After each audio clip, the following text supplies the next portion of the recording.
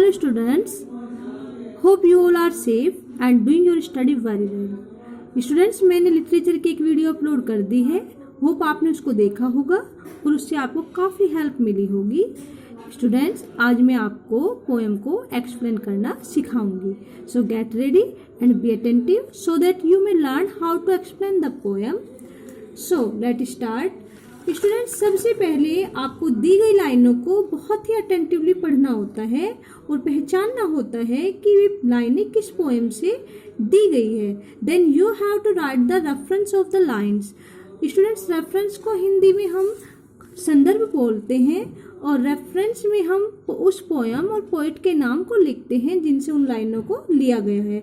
अच्छा होगा कि इस पोएम के रेफरेंस, कॉन्टेक्स्ट और एक्सप्लेनेशन सभी को आप हिंदी में लिखें, समझें और करें ताकि आपको अच्छे से समझ आ जाए, आप अच्छे से लिखना सीख जाए कि कैसे एक पोएम को एक्सप्लेन किया जाता है.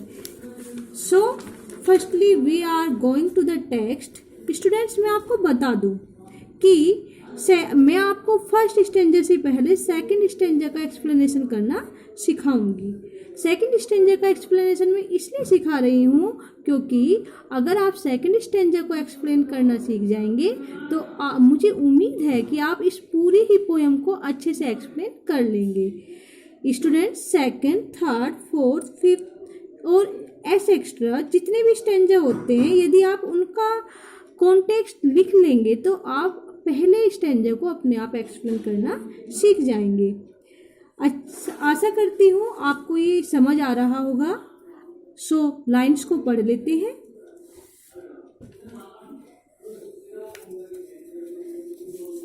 स्टूडेंट, जैसा कि आप देख पा रहे हैं, यहाँ से हमारी पोएम स्टार्ट है. ये फर्स्ट स्टेंजा है 4 लाइनों का, लेकिन हम फर्स्ट स्टेंजा को एक्सप्लेन नहीं करेंगे, हम सेकंड स्टेंजा को एक्सप्लेन करेंगे जो यहाँ तक है 4 लाइनें. इन 4 लाइनों को हम एक्सप्लेन करेंगे. एक्सप्लेन करने से पहले मैं आपको सरसरी तौर पर इनकी हिंदी बता देती हूँ. पहली लाइन की हिंदी, जैसे आपको पता है कि पाशंस होते हैं हमारे हृदय की तीव्र भावनाएं, ईर्ष्या, द्वेष, पाखंड, जो कुछ भी हमारे अंदर होते हैं, प्रेम, ये सारी चीज़ें, ये सब चीज़ें जो उसकी मास्टर नहीं होती है, जो एक सुखी इंसान होता है वो इनका दास नहीं होता है. ये भावनाएं सबके अंदर होती है, लेकिन वो बिल्कुल इनके ऊपर डिपेंड नहीं करता, वो अपने को संयमित रखता है, इनके कारण कोई गलत कार्य नहीं करता है. और उसको यानी कि मृत्यु का भी डर नहीं होता, आत्मा तक भी मृत्यु के लिए तैयार रहती है. कल मैंने आपको बहुत अच्छे से इस बात को समझाया था. और यहाँ पर वर्ल्डली केयर से मीनिंग है सांसारिक लोभों से. इनसे वो क्या होता है, अनटायर्ड होता है, फ्री होता है, मुक्त होता है. उसे सांसारिक लोभ भी नहीं होता, उसे सांसारिक चीज़ों की कोई अपेक्षा नहीं होती, वो आकांक्षा नहीं करता है किसी भी चीज़ की. और लास्ट लाइन की ट्रांसलेशन में कि वो प्रिंसली लव की भी अपेक्षा नहीं करता है. प्रिंसली लव कब किया जाएगा किसी को, जब वो एक प्रिंस की तरह पोजीशन को हासिल कर लेगा, जब वो बड़ा आदमी बन जाएगा. और बड़े आदमी ही उसके कांटेक्ट में आएंगे, यानी कि बड़े लोगों के प्रेम को, उनकी बड़ाइयों को वो एक्सेप्ट नहीं करता है, ना ही वल्गर ब्रीथ को, यानी कि जो साधारण लोग हैं उनकी आलोचना को. इसलिए क्या कहना चाह रहा है पोएट कि ना तो वो अपनी प्रेम, ईर्ष्या, इन भावनाओं के वशीभूत होता है, ना मृत्यु तक के लिए वो तैयार होता है, मृत्यु का भय नहीं होता है, सांसारिक लोभ उसके अंदर नहीं होते हैं, और ना ही वो किसी भी बड़े आदमी की बड़ाई का भूखा होता है, ना ही वो किसी की आलोचना से डरता है.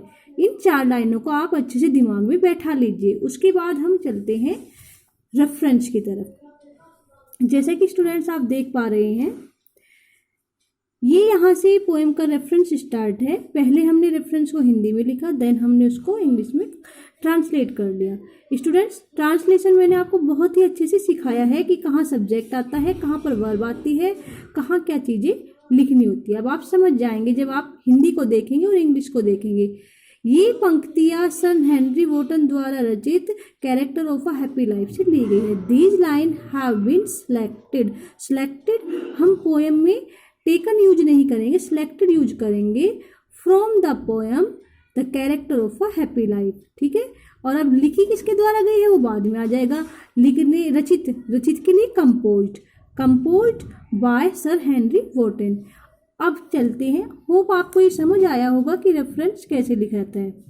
अब चलते हैं कॉन्टेक्स्ट की तरफ. कॉन्टेक्स्ट यानी प्रसंग यानी कि जो भी आपने 4 लाइनें पढ़ी है उन्हें अपने दिमाग में अच्छे से बैठा लिया आपने। चारों लाइनों में पहले में उसकी भावनाएं उसको दास नहीं बना पाएंगी, वो मृत्यु तक के लिए तैयार रहेगा और उसे सांसारिक लोभ नहीं होगा, वो बड़े लोगों की बड़ाई और छोटे लोगों की आलोचनाओं से नहीं डरेगा। ये चारों बातें दिमाग में है, इनको हम शॉर्ट में लिख देंगे यहाँ पर। इसी को हम क्या बोलते हैं, कॉन्टेक्स्ट बोलते हैं। स्टूडेंट्स, होप आपको समझ आ रहा होगा मैं क्या कहना चाह रही हूँ।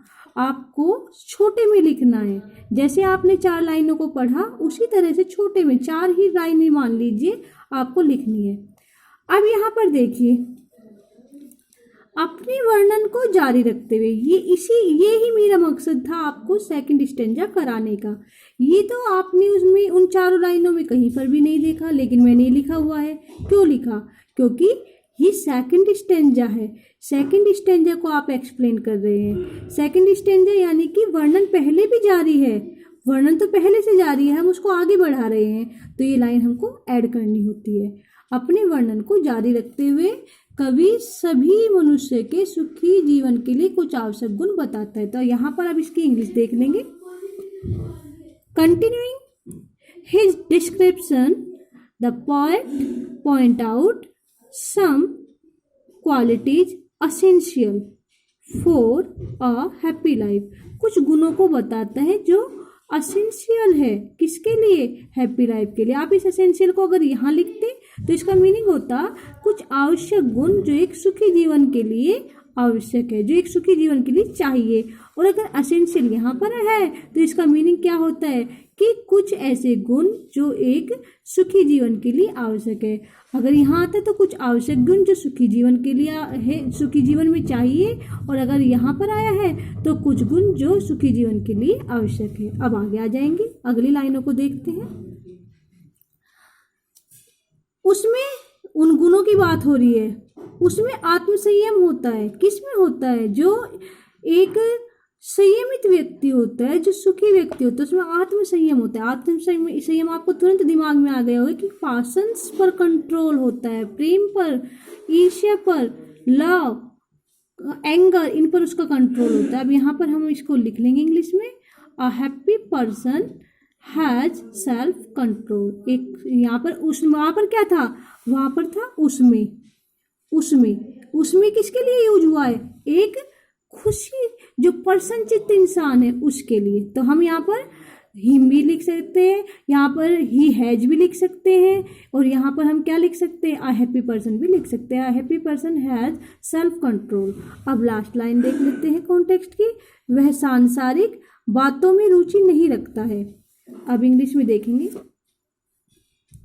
He is not interested in worldly things. समझ आ गया होगा आपको। आगे बढ़ते हैं एक्सप्लेनेशन की तरफ।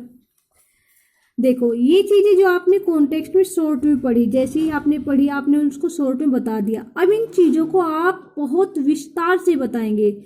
स्टूडेंट्स, मैं आपको बता दूं, एक्सप्लेनेशन का मीनिंग होता है आपने जो ये 4 लाइनें पढ़ी हैं, ये 4 लाइनें जो आपने पढ़ी है, आप सामने वाले को कितने अच्छे से समझा सकते हैं। समझाने का काम आप जब आप किसी को कोई बात समझाने पे आते हैं 1 लाइन में तो उसको समझाएंगे नहीं, उसे बहुत अच्छे से कई तरीकों से समझाएंगे। उसी को हम एक्सप्लेनेशन बोलते हैं। तो इन 4 लाइनों को बहुत अच्छे से दिमाग में बैठा लीजिए कि आपको सामने वाले को बहुत अच्छे से समझाना, उसके दिमाग में बैठा देनी है। इस तरह से आपको एक्सप्लेन करना है, बताना है कि इन 4 लाइनों में क्या पोएट कहना चाह रहा है। इसी को हम एक्सप्लेनेशन कहते हैं। इन पंक्तियों में कवि मनुष्य के गुणों का वर्णन करता है। देखो यहाँ पर देख लेंगे इंग्लिश में। In this line the poet points out the qualities of a happy man.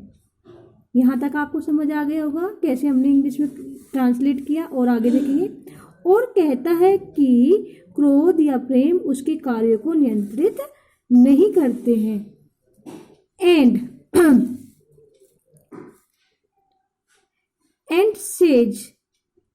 says that anger or love, क्रोध या प्रेम, do not control, नियंत्रित नहीं करते हैं himself, उसको या उसके कार्यों को, हिमसेल्फ यानी कि उसको या फिर उसके कार्यों को, या हिज एक्शन भी आप लिख सकते थे, हिज एक्शन, ठीक है, हिमसेल्फ भी आप लिख लेंगे तो गलत नहीं होगा।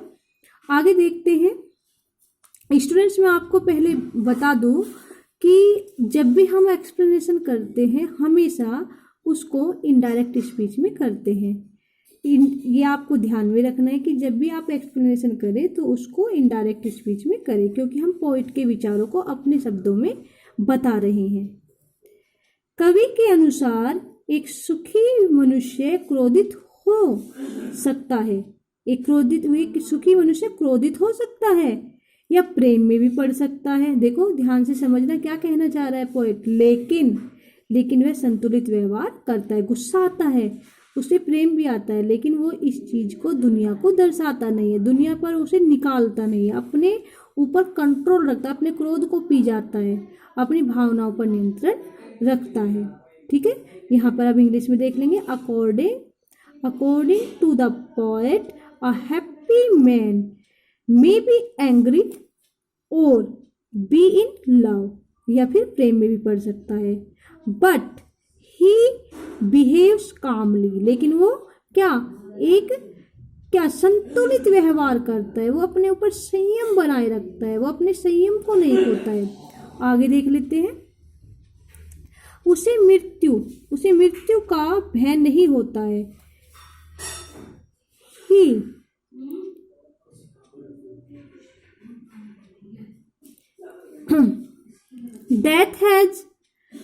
death has no fear for him, उसे मृत्यु का डर नहीं होता। इसको आप ऐसे भी ट्रांसलेट कर सकते हैं, he has no fear for death, उसे मृत्यु का भी डर नहीं होता है।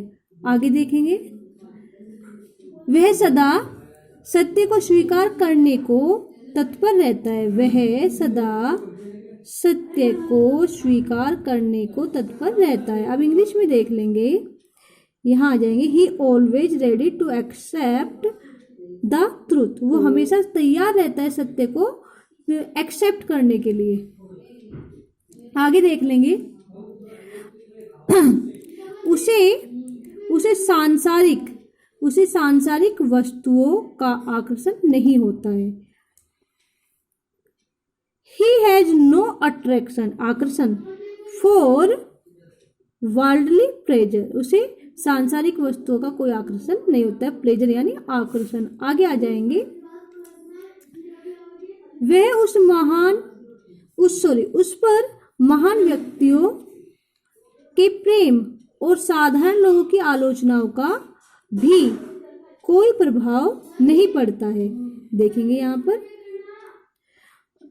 ही डज नॉट केयर, प्रभाव पड़ना यानी कि चिंता नहीं करता है, प्रभाव नहीं पड़ता उस पर। I don't care, he don't care about love for great man, यानी कि कौन, जो महान व्यक्ति होते हैं उनके प्रेम का। और क्रिटिसिज्म, समझ रहे होंगे आप, महान, वही प्रिंसली वाली लाइन आ गई कि प्रिंसली प्रेम नहीं चाहिए उसे। महान प्रिंसली प्रेम तभी मिलेगा जब वो बड़ा आदमी बनेगा और बड़े लोगों से उसके कॉन्टेक्ट होंगे। ग्रेट मैन एंड और क्रिटिसिज्म, और या फिर आलोचना से भी वो विचलित नहीं होता है। किनसे बताइए, जो साधारण लोग होंगे उनसे, कॉमन पीपल की आलोचना से भी वो विचलित नहीं होता है। अगली लाइन पर आ जाएंगे। इस प्रकार की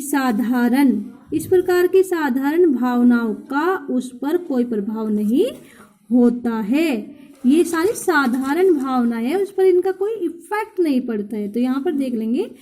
these common feelings do not touch him at all, प्रभाव, यहाँ पर देखो प्रभाव के लिए प्रभाव के लिए हमने कितने ही वर्ड यूज किए। कहीं पर हमने इसका क्या मीनिंग लगाया, कहीं पर टच को यूज किया है, कहीं पर केयर को यूज किया है, ठीक है, कहीं पर अफेक्ट को यूज किया है।